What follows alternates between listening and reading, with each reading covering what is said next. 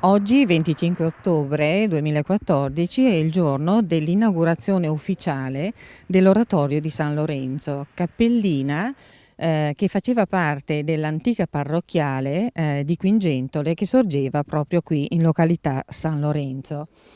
L'inaugurazione avviene dopo il ripristino dell'oratorio dai danni del sisma 2012. L'onda è andata in questo senso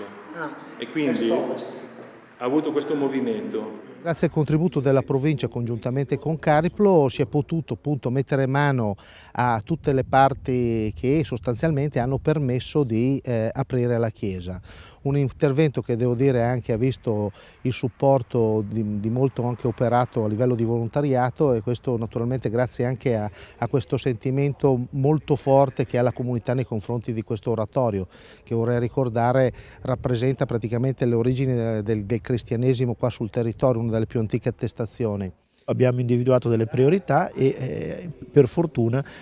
si stanno iniziando ad avere, per fortuna nel senso che vuol dire che i soldi vengono spesi bene e si dà riscontro a chi ha fatto le donazioni di come sono stati utilizzati i soldi in maniera molto trasparente e responsabile, e questo è il motivo perché ad ognuno degli interventi finiti viene data testimonianza anche diretta sul sito della provincia per far vedere effettivamente come sono state utilizzate le risorse. Approfitto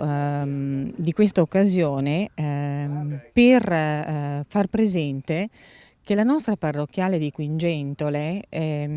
si trova in una condizione di inagibilità, per cui è chiusa da più di 2 anni, da 2 anni e mezzo. Come sindaco il mio auspicio è che possano essere trovati presto quei contributi, si parla di 500.000 euro, che renderebbero possibile la riapertura al culto di questa nostra importante chiesa che definisce l'identità stessa del nostro paese.